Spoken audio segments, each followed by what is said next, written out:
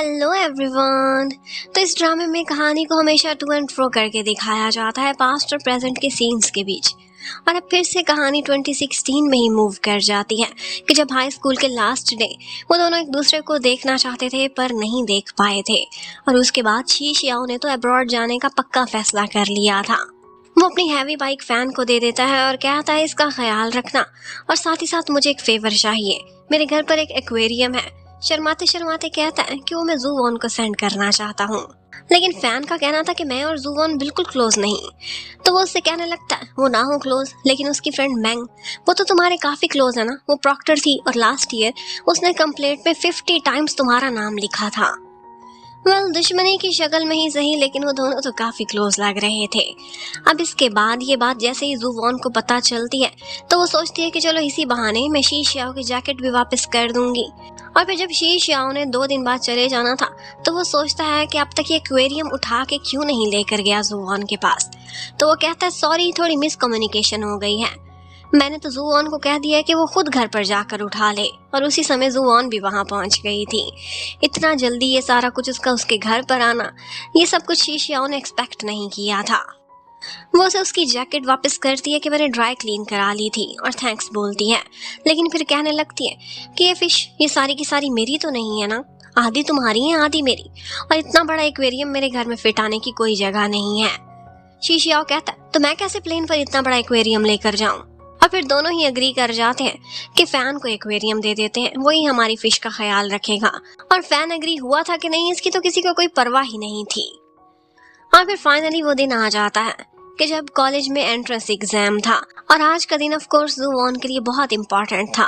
वो पूरी प्रेपरेशंस करके अपनी ग्रैंड माँ के साथ टेस्ट देने के लिए जा रही थी। ग्रैंड माँ भी बहुत एक्साइटेड दिखाई दे रही थी। उधर शी शियाओ ने आज ही के दिन की अपनी टिकट बुक कराई हुई थी। वो आज के दिन निकल जाएगा और किसी को पता ही नहीं चलेगा, क्योंकि उसके डैड उसके इस फैसले के सख्त खिलाफ थे।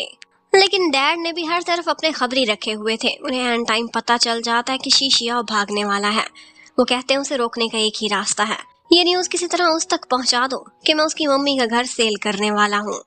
अब हमारे दोनों मेन लीड्स के साथ एंड टाइम पर कुछ बुरा हो जाता है। जैसे ही जूवॉन अंदर टेस्ट के लिए एंट्री करने ही वाली थी कि वहीं पर ही उसकी ग्रैंड माँ की तबीयत बिगड़ती है, उन्हें हार्ट अटैक हो जाता है। वो मुड़ कर आती है, उन्हें एम्बुलेंस में बिठाकर हॉस्पिटल लेकर जाती है, और इस वजह से उसका एंट्रेंस एग्जाम मिस हो गया था। जबकि उधर शी शियाओ भी अपनी फ्लाइट के इंतजार में एयरपोर्ट पर खड़ा हुआ था कि उसे ये खबर मिलती है कि उसके डैड जल्दी जल्दी में उसकी मॉम वाला घर सेल करने लगे हैं। उसकी मॉम की सारी यादें उस घर से जुड़ी हुई थीं।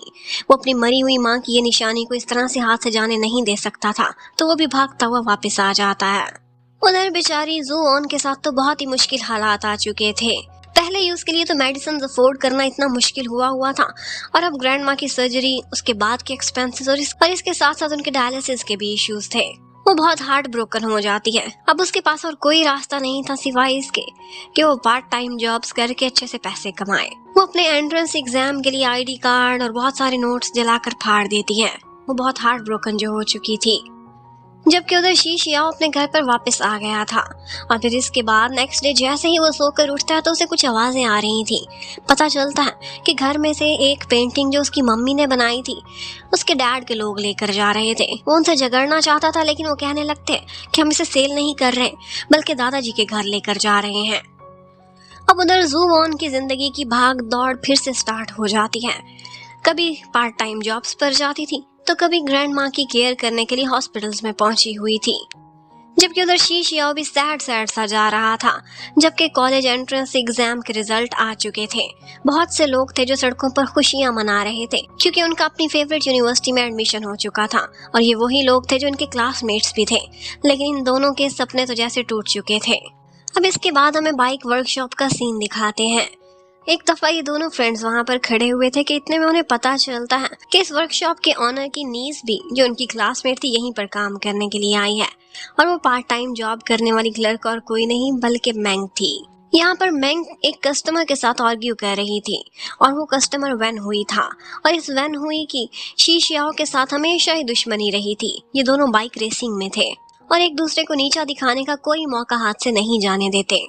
वैन हुई उससे कहने लगता है कि मुझे तुम्हारे डैड के बारे में पता चला है, उन्हें बिजनेस में मेरे डैड की जरूरत है और वो आजकल उनसे मीटिंग करने के लिए बेग करते फिर रहे हैं। तुम भी एक दिन मेरे आगे झुकोगे। वो उसे इस तरह से नीचा दिखा रहा था तो इस बात पर उसकी और शी शियाओ की आपस में लड़ाई हो जाती है। और यहाँ पर वैन हुई ने उसे चैलेंज कर दिया था कि क्यों ना तुम मेरे साथ एक बाइक की रेस लगा लो, और अगर इस रेस में मैं हार गया तो मैं अपनी ही बाइक को अपने हाथों से स्मैश कर दूंगा, जो मुझे बहुत प्यारी है, और अगर तुम हारे तो तुम मेरे सामने नील डाउन करोगे। अब वो लोग एक बाइक रेसिंग का ट्रैक बुक कराते हैं और उसके बाद प्रॉपर उनकी रेस स्टार्ट हो जाती है। यहाँ पर हमें पता चलता है कि वैन हुई की बाइक, उसमें इस तरह के स्पेयर पार्ट्स लगे हुए हैं जो उसने सारे इंपोर्ट कराए हैं, और वो इतनी पावरफुल थी कि उसे देखकर लग रहा था कि वो आसानी से शी शियाओ से रेस जीत सकता है। लेकिन बाइक शॉप वाले अंकल कहने लगते हैं कि ये सारा कुछ इतना सिंपल नहीं है, सिर्फ गाड़ी पर डिपेंड ही नहीं करता बल्कि चलाने वाले की स्किल्स पर भी डिपेंड करता है, और जिस तरह की स्किल्स शी शियाओ के पास है मुझे नहीं लगता आखिरी राउंड तक वैन हुई उसके सामने टिक पाएगा। उन दोनों के बीच मुकाबला बिल्कुल टक्कर का था, और फिर आखिरी मौका पर वो कुछ ऐसा स्टंट करता है कि यहाँ पर अपनी जान बचाते हुए वैन हुई पीछे रह जाता है और शी शियाओ आगे निकलकर फर्स्ट आ गया था। अब वो जीत चुका था, उसके पास जाता है, उसकी बाइक को एक किक लगाता है और उसके हाथ में खुद एक हैमर देकर कहता है कि if you are a man of your words तो तोड़ो इसको। लेकिन उसने कहाँ तोड़ना था। वैन हुई जवाब में उसे धमकी देने लगता है कि मैं तुम्हें कहीं बाहर देख लूंगा। जबकि उधर जू वॉन जैसे ही घर पहुंची थी तो आगे से फिर से वही लू ही खड़ा हुआ था जो उससे पैसे मांग रहा होता है, लेकिन वो उसे ज्यादा तंग कर पाता उससे पहले ही उसे एक अर्जेंट कॉल आ जाती है, और ये कॉल वैन हुई की तरफ से थी जिसे कुछ गुंडे चाहिए थे शी शियाओ का दिमाग ठिकाने लाने के लिए। और यहाँ पर शी शियाओ को मारने का अटैक, ये सारा प्लान जू वॉन खड़ी सुन लेती है और बस उसने भी चुपचाप उन गुंडों का पीछा करना शुरू कर दिया था। वो एक पॉइंट पर देखती है कि यहाँ पर उन्होंने शी शियाओ को घेर लिया है। शी शियाओ समझ जाता है कि ये सारा कुछ वैन हुई करा रहा है। वो सोचता है कि ग्राउंड पे मेरा मुकाबला नहीं कर सका तो इस तरह से वार करेगा, गुंडों को पैसे देके कितना गिरा हुआ इंसान है। लेकिन फिर भी शी शियाओ उन लड़कों का बहुत अच्छे से मुकाबला करता है, पर वो नंबर्स में उससे ज्यादा थे। जू वॉन ये देखती है तो सोचती है कि वो पीछे नहीं रहेगी बल्कि शी शियाओ की जाकर हेल्प करेगी। अपनी फ्रेंड से उसकी बाइक उधार लेती है और फिर स्लोप से बाइक तेजी से चलाती हुई उसकी तरफ आती है, और फिर बाकी सारे गुंडों के बीच में से शी शियाओ को लिफ्ट देती हुई वहां से भगा कर ले जाती है। वो लोग उसका पीछा तो करना चाहते थे लेकिन इतने में पुलिस के सायरन बज जाते हैं और गुंडे वहां से भाग गए थे। अब जू वॉन उसे बैंडेज लगाती है, ना चाहते हुए भी, जैसे जू वॉन को उसकी लाइफ में फिर से एक दफा एंट्री करना पड़ी थी। और साथ ही साथ नूडल्स शॉप थी सामने तो वो लोग इकट्ठे बैठकर खाना भी खाने लगे थे।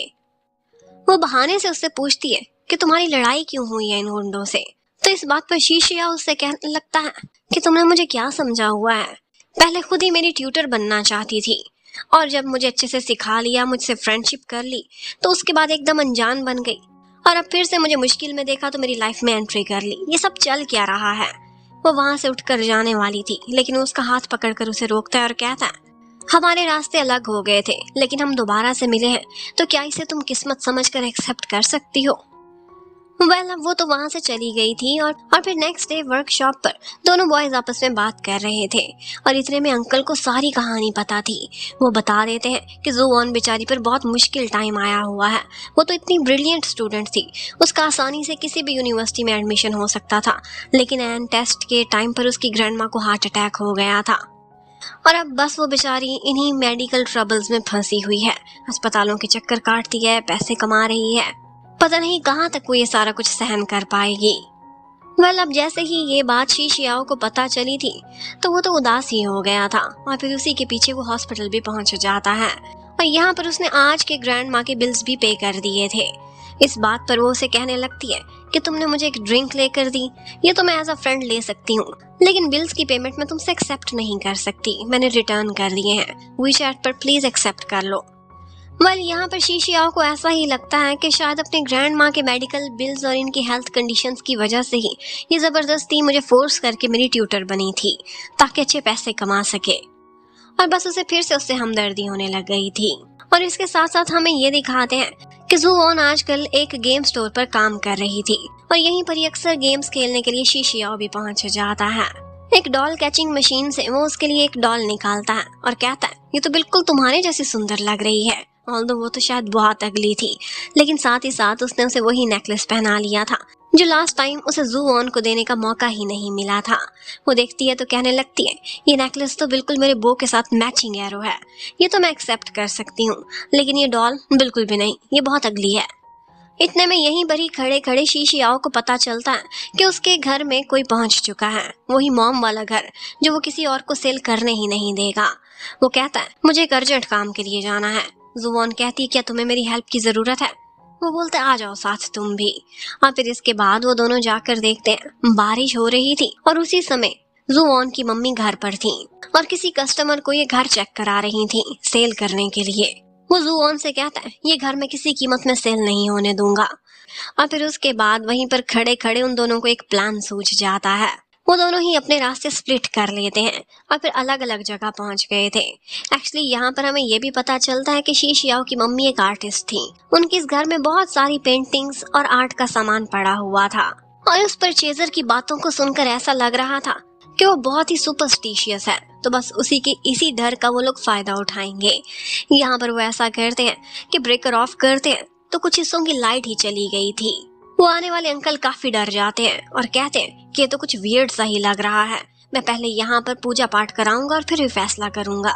इतने में उन्हें अजीब अजीब सी ऊपर से आवाजें आने लगती हैं और कोई धड़ाम से पियानो भी बजा रहा था। बस अंकल के डरने के लिए यही काफी था। और इतना ही नहीं, जैसे ही वो लोग बाहर निकलते तो दीवार पर खून के धब्बे भी थे और अंकल ने 1 मिनट नहीं लगाया था वहां से भागने में। और इतने में वो दोनों बाहर पहुंचते हैं और बहुत खुश हो जाते हैं कि हमारा मिशन सक्सेसफुल रहा। यहीं पर ही जूऑन देखती है तो बहुत सारी पेंटिंग्स पड़ी हुई थी और ये भी हमें पता चलता है कि शीशियाओ अपनी मम्मी से इंस्पायर होकर खुद भी स्केचिंग और पेंटिंग का काम करता है, लेकिन सिर्फ शौक के तौर पर। यहाँ बातों ही बातों में उसे पता चलता है कि ये ऊपर पियानो वाले रूम में गई थी, तो वो उससे कहने लगता है, तुम्हें किसने इजाजत दी उस कमरे में जाने की? शायद ये उसकी मम्मी का कोई पर्सनल रूम था जिसमें वो किसी को एंटर होने की अलाउ नहीं करता था। वो थोड़ा रूडली उससे बात करता है। वो बेचारी डर जाती है और चुपचाप वहां से निकल जाती है।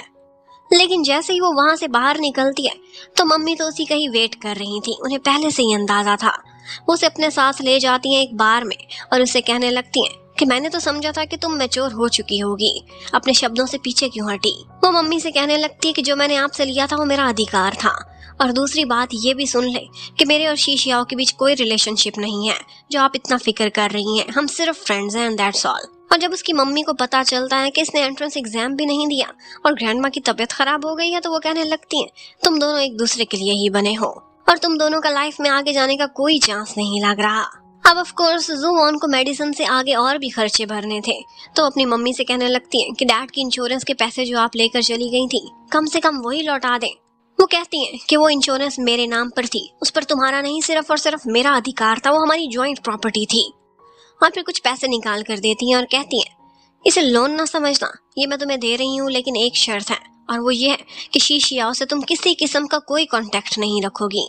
वो अपने लिए कोई खतरा नहीं मोल लेना चाहती थी और ये पैसे वो जैसे ही देखती है तो उसे अपनी ग्रैंडमा सामने आने लगती हैं। उन्हें बचाने का सिर्फ यही रास्ता था, लेकिन वो ये पैसे एक्सेप्ट करती उससे पहले ही मम्मी अपनी नजरों के सामने उससे शीशियाओ का नंबर ब्लॉक कराती हैं। कहती हैं उसे वीचैट से डिलीट करो और ये पैसे ले लो।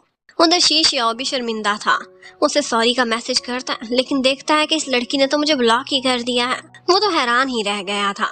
अब इसके बाद हमें दिखाते हैं कि वो अपने दादाजी के घर पर जाता है और दादा को देखकर लग रहा था कि वो अपने बेटे से भी ज्यादा अपने पोते से प्यार करते हैं। यहाँ पर उसके डैड ने एक्सेप्ट किया था कि वो घर में कभी बेचना ही नहीं चाहता था और दादाजी भी ऑर्डर करते हैं कि शीशियाओ की माँ शन लान का घर और उसकी चीजें कोई भी नहीं बेचेगा। अब इस चीज की तो शीशियाओ को तसल्ली हो गई थी कि घर अब सेफ है, लेकिन उसके डैड बाद में उसे अकेले में कहते हैं कि एक बैंक्वेट अरेंज कर रहे हैं हम लोग और वहाँ पर वैन हुई के डैड भी आएंगे। मैंने सुना है कि तुमने उनके साथ बहुत लफड़ा किया है, तो तुम उससे माफी भी मांगोगे। लेकिन इस बात पर शीशियाओ को बहुत हैरानगी होती है कि डैड ने मेरी साइड पूछी ही नहीं है और किसी और के बेटे के सामने मुझे झुकने को कह रहे हैं। ऐसा वो करेगा कभी भी नहीं। जबकि उधर जूऑन अपने घर पर कुछ पुराना सामान चेक कर रही थी कि इतने में उसके हाथ डैड के इंश्योरेंस पेपर्स लग जाते हैं और ये देखते ही वो हैरान रह जाती है कि उसकी मम्मी इतना बड़ा झूठ भी बोल सकती है। वो इंश्योरेंस के पैसे जो वो सारे निकलवा के शायद खा चुकी हैं, ये बोलकर कि वो उसकी और डैड की प्रॉपर्टी थी, उस पर मम्मी का नहीं बल्कि जूऑन का नाम लिखा हुआ था। इसका मतलब है कि डैड अपनी इंश्योरेंस का पैसा उसे देना चाहते थे। अब वो तो सर पकड़ कर ही बैठ जाती है। उसे सबसे बड़े बड़े धोखे अपनी मम्मी की तरफ से ही मिले थे। वो फैसला करती है कि अगर मम्मी ने अपनी जुबान नहीं रखी तो मैं क्यों रखूंगी। अब वो इंश्योरेंस पेपर्स के साथ क्या करेगी, इसके लिए तो इसने एक पूरा प्लान रेडी कर लिया था। लेकिन मम्मी तक वो सीधे रास्ते से तो कभी भी पहुंच ही नहीं पाई थी। तो उसे पता चला था कि लू फैमिली का एक बैंक्वेट है और इस बैंक्वेट में जरूर उसकी मम्मी भी जाएंगी, तो क्यों ना शी शियाओ के बहाने वो भी यहाँ पहुंच सकती है। तो अब बस वो ऐसा करती है कि शी शियाओ को फिर अप्रोच करने की कोशिश करती है। वो भी ऑफ कोर्स उसकी तरफ हमेशा से अटेंटिव रहता था। जहाँ पर वो पार्ट टाइम जॉब करती थी वहीं पर ही लेट नाइट तक गेम्स खेलता रहता था। लेकिन ऑफ कोर्स उसकी वजह तो सिर्फ यही थी कि वो जुआन को देखना चाहता था। लेकिन जुआन उससे बात जब भी करना चाहती थी तो वो वहां से मुड़ जाता था। उसे लगता था कि अगर मैंने इसे थोड़ा सा कुछ रूड बोल ही दिया है तो क्या फ्रेंड्स एक दूसरे को इस तरह से ब्लॉक कर देते हैं। और बस उसके बाद जुआन अपनी फ्रेंड से भी मशवरा करती है कि मैं कैसे उसे मनाऊं, मैंने गलती से ब्लॉक कर दिया है और अब उसे दोबारा वीचैट पर ऐड करना चाहती हूँ। तो अब वैसा करती है कि अपनी गेम स्टोर की प्रमोशन के बहाने उससे कहती है कि अगर आप वीचैट पर हमें ऐड करेंगे तो आपको इतने टोकन फ्री मिलेंगे। लेकिन वो नो करता हुआ निकल जाता है। अब उसके बाद फ्रेंड ने नया आइडिया दे दिया था। वो उसके फेवरेट नूडल्स एक बहाने से शॉप पर लेकर जाती है, लेकिन वो तुरंत ही ये कहकर इनकार कर देता है कि मुझे बिल्कुल भूख नहीं। और शी शियाओ तो उन्हें स्प्रे करने के बहाने वहां से निकाल देता है। अब उसके बाद वो बीमार होने का और थकने का भी नाटक करती है कि जैसे वो ओवर टाइम ना कर पा रही हो, लेकिन फिर भी शी शियाओ घंटों उसका ओवर टाइम कराता है वहीं पर ही गेम खेलने के बहाने।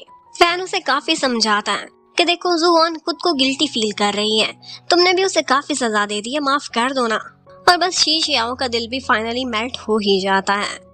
एक दिन जब वो जुआन को काम पर नहीं देखता तो उसे लगता है कि आज फिर इसकी तबीयत खराब होगी।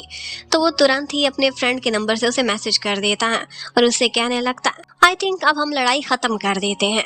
और ये मैसेज सुनते ही वो बहुत खुश हो जाती है और भागती हुई आती है उसे तलाश करने के लिए। वो एक पेड़ के पीछे छुपा हुआ था। निकल कर उससे कहता है तुम मुझे ही ढूंढ रही हो ना। और फिर दोनों एक दूसरे से सॉरी करते हैं। वो कहती है कि मुझे तुम्हें ब्लॉक नहीं करना चाहिए था। वो बोलता है मैं भी तुम्हें सॉरी का मैसेज कर रहा था, तभी पता चला कि तुमने मुझे ब्लॉक कर दिया है, तो बस मुझे भी गुस्सा आ गया। वो दोनों अपने पुराने दोस्ती के दिनों को याद करते हैं और एक दूसरे को दोबारा से वीचैट पर ऐड करने का वादा कर लेते हैं। इसके साथ ही वो दोनों एक दफा फिर से गेम का राउंड लगाते हैं और अब की दफा शी शियाओ जीत गया था। लेकिन वो हैरान था कि जुआन भी गेम खेलने में बहुत अच्छी हो गई थी। ऑल्दो उसे इस सब में इतना इंटरेस्ट नहीं था, लेकिन फिर भी शी शियाओ की वजह से वो गेमिंग में भी इंटरेस्ट लेने लगी थी। अब वो एक बहाने से उससे पूछती है और कहती है कि मैंने सुना है कि तुम्हारे फैमिली बैंक्वेट में एक बैंड आ रहा है, मैं भी उसका म्यूजिक सुनना चाहती हूँ, क्या मुझे वहाँ एंट्री मिल सकती है। वो कहता है इसमें कोई ऐसी बड़ी बात नहीं है, आ जाना, थोड़ा जल्दी आ जाना। लेकिन साथ ही साथ शी शियाओ को ख्याल आ रहा था कि ये वहाँ पर क्या पहन कर आएगी। जबकि उधर हमें जियांग को दिखाते हैं, उसका एक अच्छी यूनिवर्सिटी में एडमिशन हो गया था और आज के दिन उसका बर्थडे भी था। और हर बर्थडे पर वो अपने डैड से मिलने के लिए जाता था, आज भी गया हुआ था। उसके डैड उसे एक महंगा पेन देते हैं और फिर कहने लगते हैं कि तुम्हारे कपड़े पुराने और सस्ते लग रहे हैं। अपने नौकर को कहते हैं कि वापसी पे इसे शॉपिंग कराते जाना और हाँ, सारी ब्रांड की चीजें दिलाना। पर जियांग को ऐसा लग रहा था कि जैसे डैड उसकी केयर नहीं करते, बल्कि साल में एक दफा मिल लेते हैं, इस तरह कपड़े दिलाने की बात करते हैं जैसे कोई भीख दे रहा हो। वो कहता है मुझे आपकी भीख की कोई जरूरत नहीं है। तो उसके डैड उससे कहने लगते कि माना तुम में एटीट्यूड है तो मुझ में भी है, और हाँ, डिनर के लिए मेरे पास कोई टाइम नहीं है। वो अपने खून के रिश्तों को भी ऐसे ट्रीट करते थे कि जैसे कोई कारोबारी काम कर रहे हो। जियांग डैड के साथ बर्थडे मनाने आया था, लेकिन उसका मूड काफी खराब हो जाता है। जबकि उसी समय हमें दिखाते हैं कि जैसे ही वो वापस पहुंचता है तो जुआन उसका बर्थडे केक लेकर खड़ी हुई थी। वो दोनों इकट्ठे केक काटते हैं और इसके साथ ही जियांग उसे 2 टिकट्स देता है और कहता है कि एक आर्ट एग्जीबिशन है, क्यों ना अपना मूड फ्रेश करने के लिए हम दोनों वहां चलें। वो देखती है तो ये वही बैंक्वेट वाला दिन था, लेकिन वो सोचती है कि चलो कोई बात नहीं, दिन में थोड़ा समय निकाल ही लूंगी। अब वो उसकी ये ऑफर एक्सेप्ट कर लेती है। जबकि दूसरी तरफ शी शियाओ को दिखाते हैं, वो एक बुटीक में पहुंचा हुआ था और यहाँ पर जुआन के लिए कोई ड्रेस चूज कर रहा होता है और साइज चेक करने के लिए एक सेल्स गर्ल को पास बुलाता है और उससे अपने हाइट का कंपैरिजन करके अपना और जुआन की हाइट का अंदाजा लगा रहा था। किसी क्यूट से सीन के साथ ही ये पार्ट यहाँ खत्म होता है। Thank you for watching, stay connected, bye bye.